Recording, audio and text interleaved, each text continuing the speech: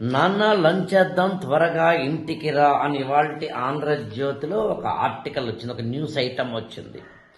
దీనికిను IAS for all అనే మన ఛానల్లో మన స్టూడెంట్స్కి సంబంధం ఏంటి చివరి వరకు చూస్తే అర్థమవుతుంది. ఒక కార్డియాలజిస్ట్, ఆయన పేరు ఎంఎస్ఎస్ ముఖర్జీ గారు. అఫ్కోర్స్ నాకు కొద్దిగా పరిచయం ఉన్న డాక్టర్ గారు, కార్డియాలజిస్ట్, గుండె స్పెషాలిటీ. సాధారణంగా హార్ట్ స్పెషాలిటీ అంటే కార్డియాలజిస్టులకి ఎప్పుడు ఏ కేసు వస్తుందో తెలియదు. సో అందుకని ఫ్యామిలీతో స్పెండ్ చేసే టైం లాంటివి తక్కువ ఉంటాయి. ఆయన తన యొక్క ట్విట్టర్ అంటే ఎక్స్ ఖాతాలో చెప్పిన మాట ఏంటంటే, జనవరి 1, 2026 కొత్త సంవత్సరంలోకి అడుగు పెడుతున్నప్పుడు ఎప్పుడో కానీ రాని అరుదైన సంఘటన వాళ్ళ ఇంట్లో ఏంటి అంటే, భార్య పిల్లలతోటి భోజనం కలిసి చేయడం. తన కూతురు, నాన్న ముందే చెప్తున్నాను నీకు, నేను 1 వీక్ 10 డేస్ ముందే నీకు ఆర్డర్ ఇస్తున్నాను, జనవరి 1 మాత్రం నాతోటి నువ్వు భోజనం చెయ్యాలి అని అడిగితే ఓకే అని ఆయన అంటే, తీరా చూస్తే జనవరి 1 ఏదో మధ్యాహ్నం 2 గంటలుగా ప్రాంతానికి ఇంటికి వెళ్లేందుకు సన్నద్ధమవుతుంటే ఒక వ్యక్తి కొద్దిగా హార్ట్ పెయిన్ తోటి వస్తే అది కొంచెం సర్జరీ చేయాల్సిందని, ఇది యాంజియోప్లాస్టీ చేయాల్సింది అని చేయడంతో దాదాపు 4 or 5 అయిపోయి ఉంటుంది పాప ఇంటికి వెళ్ళేసరికి. సో కూతురు అలిగిందట. అది ఆయన రాసిన విధానం. ఇది ఎందుకు మీకు చెప్తున్నాను అంటే, మనం ఐఏఎస్ ఆఫీసర్లము, ఐపీఎస్ ఆఫీసర్లము లాంటి సివిల్ సర్వెంట్స్ అయినప్పుడు ఇలాంటి సంఘటనలు మన జీవితాల్లో వస్తాయి.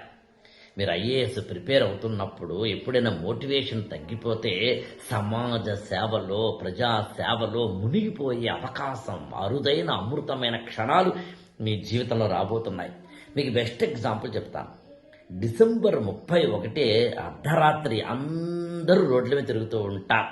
కానీ మనందరి యొక్క సెక్యూరిటీని, సేఫ్టీని చూసుకునే పోలీసులు, హోమ్ గార్డ్ మొదలుకొని, కానిస్టేబుల్ మొదలుకొని, ఎస్ఐ గారు మొదలుకొని, సిఐ గారు మొదలుకొని, ఐపీఎస్ ఆఫీసర్ల వరకు, కమిషనర్ ఆఫ్ పోలీస్ వరకు అందరూ కాకి యూనిఫామ్ దుస్తుల్లో మన కోసము తమ కుటుంబాలని, భార్య పిల్లల్ని, అమ్మ నాన్నని, మనవాళ్ళని, మనవరాళ్ళని అందరినీ విడిచిపెట్టి సమాజం కోసం ఉంటారు.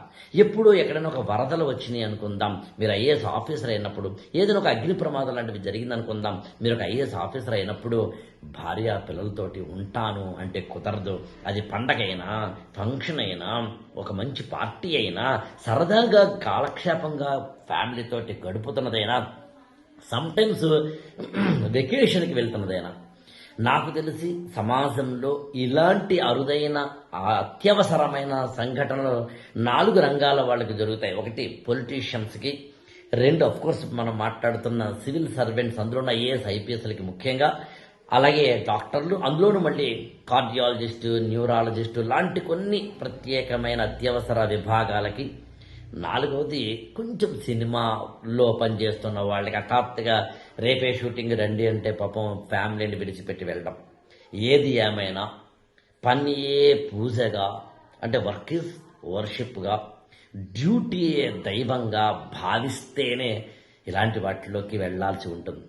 సర్దార్ వల్లభాయ్ పటేల్, ఆయన ఒకసారి కోర్టులో లాయర్గా ఉన్నప్పుడు, దానికి సంబంధించిన క్రాస్ ఎగ్జామినేషన్ జరుగుతున్నప్పుడు, తన భార్య మరణించిందనే విషయం ఒక స్లిప్పులా వస్తే దాన్ని చూసి కన్నీటి పర్యంతం అయిపోకుండా గుండె నిబ్బరంతో ఆ కోర్టు కేసంతా కంప్లీట్ చేసుకున్న తర్వాత అప్పుడు ఇంటికి వెళ్ళారు అనేది మనకి చరిత్రలో ఉన్నది.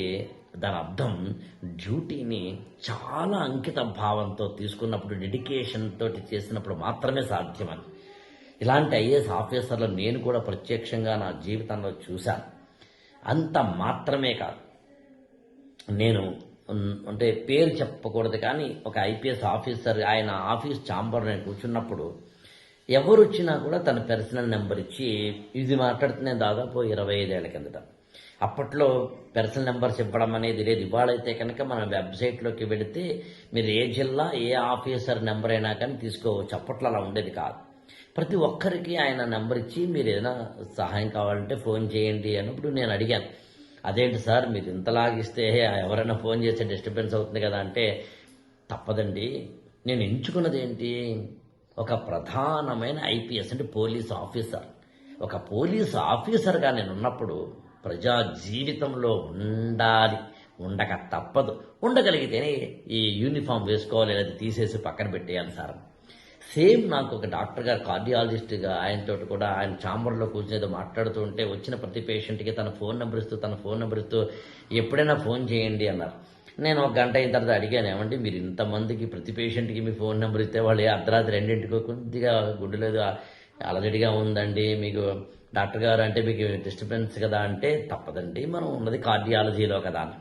అప్పుడు నేను క్వశ్చన్ వేసాను ఆయన, అదేంటంటే సార్ నిజంగా కనుక చెస్ట్ పెయిన్, హార్ట్ పెయిన్ అన్నప్పుడు మీకు కాల్ చేయడమో తప్పు కాదు, మీరు అటెండ్ అవ్వడమో తప్పు కాదు, అది ఒక మానవ ప్రాణాన్ని కాపాడిన ఒక పుణ్యమైన కార్యక్రమం అవుతుందండి. కానీ వాళ్ళకి ఎసిడిటీతోటో ఇంకో దాంతోటో అదే చెస్ట్ పెయిన్ అనుకుని, అదే హార్ట్ అటాక్ అనుకుని, అదే హార్ట్ పెయిన్ అనుకుని భయపడిపోయి ఆ దాంతో మీకు అర్జెంటుగా అర్ధరాత్రి 2ంటికో ఫోన్ చేస్తే అప్పుడు మీకు డిస్టర్బెన్స్ కదా అంటే ఆయన అన్న మాట ఏంటంటే, పర్వాలేదండి కానీ 100 కేసుల్లో ఒక కేసు అయినా కానీ నిజమైన హార్ట్ అటాక్ ఉండొచ్చు కదా.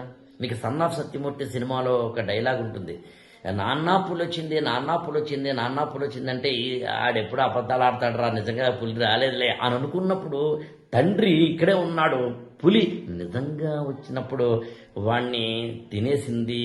అప్పుడు ప్రకాష్ రాజ్ క్యారెక్టర్ మాట అంటుంది, మూడోసారి నిజంగానే పులి వచ్చిందని అబ్బాయి అరిచాడు, అబద్ధం చెప్తున్నాడని నాన్న వెళ్ళలేదు, ఈసారి పిల్లోడు లేడు. మూడోసారి కూడా వాళ్ళ నాన్న వెళ్ళొచ్చు కదరా. ఏమవుతుంది? మోసపోతావు, ఫూల్ అవుతావు. ఒక మనిషి ప్రాణంతో పోలిస్తే ఇవన్నీ ఎక్కువ. ప్రతిసారి అబద్ధం ఆడేనా ఈసారైనా నిజమవుతుందిలే అని అనుకున్నవాడు గొప్ప నాన్న అవుతాడ్రా అని, అలా ఒక బాలుడి ప్రాణం కాపాడతాడ్రా అని, అలా ఎన్నిసార్లైనా అది ఫేక్ అయి ఉండవచ్చు, కానీ ఒక్కసారైనా ఒక ప్రాణమైనా కాపాడడానికి ఉపయోగపడేది అంకిత భావం మాత్రమే.